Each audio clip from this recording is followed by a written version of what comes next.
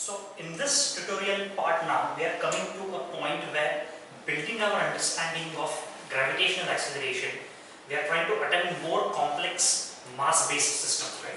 We have looked at equilateral triangle system, we have looked at 2-point masses, but there is something called as quadruple, and that's exactly the tutorial question that we are going to attempt. So the question is the following. 4 identical mass m are located at the corner of a square. You want to find out the tangential velocity of each mass m revolving in a circular orbit. So the question therefore states in a diagram a very simple point, right? There are 4 masses of identical mass m which are located at the corner of a square of size m. They are revolving in a circular orbit, which means this orbit is circumscribing this square, standard geometry, or alternatively this square is getting inscribed in this circle. We are expected to find out the tangential velocity of each of the mass, right? Now, such questions need to be attempted more from a basic understanding of Gm/r² formula that we looked at and the quick handle on the geometrical part of it. First of all, before doing anything, I would like to find out all the properties. Let's start numbering these so that till the time we derive the values, we know what we are calling it to. Each mass is getting influenced by other 3 masses, right? It's a double symmetry problem.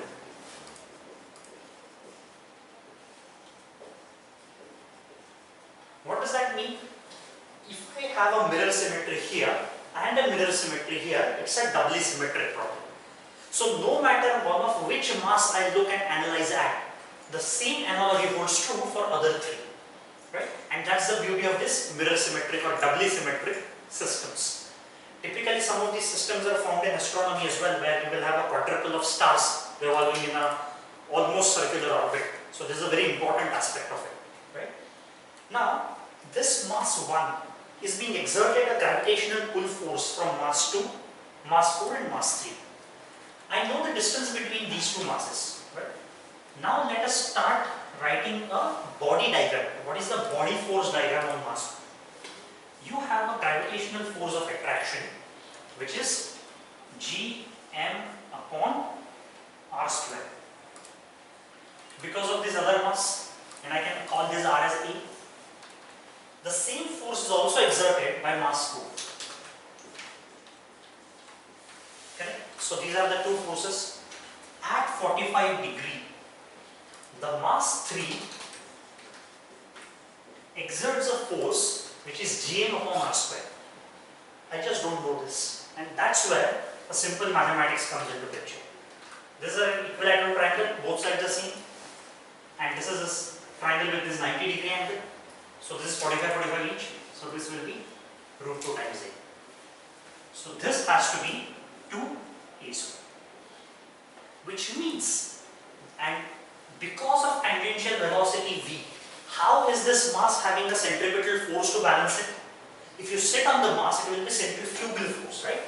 And how will that centrifugal force look like? It will be in this direction, mv² upon r, right? What is the radius of this circle again? Root 2 times A.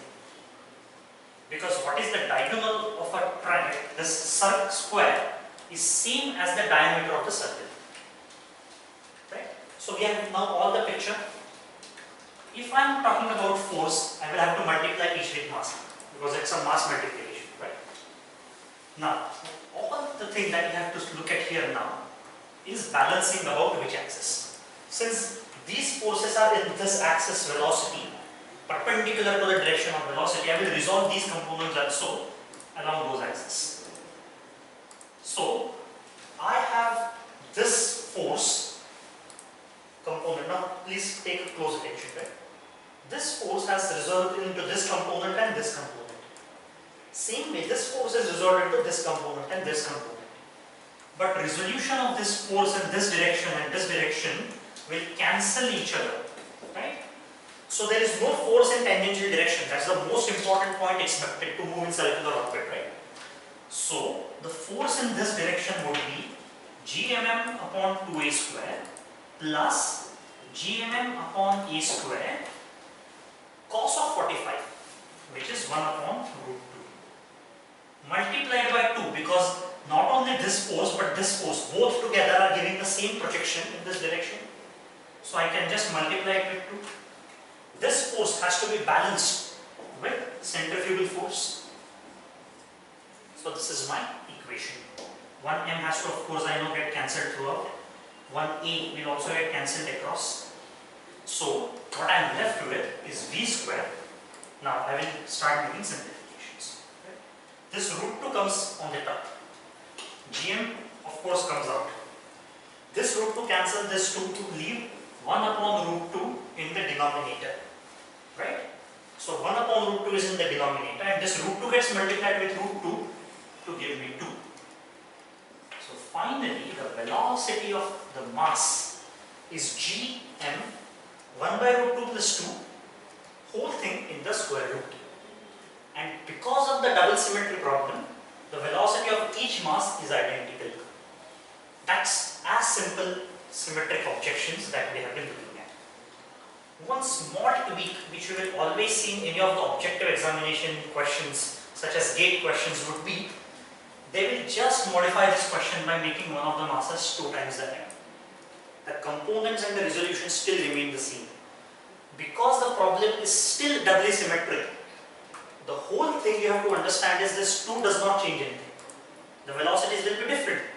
But if both of these are 2 and both of these are m, the orbit will start becoming elliptical rather than square. And so you would have something like this orbit in which a rectangle will be formed. Such questions also require exactly identical analysis. The tangential velocity offsetted through its force by other 3 masses. So you have to be very, very careful about this force resolution and component matching of the forces irrespective of the mass system. That's all it needs in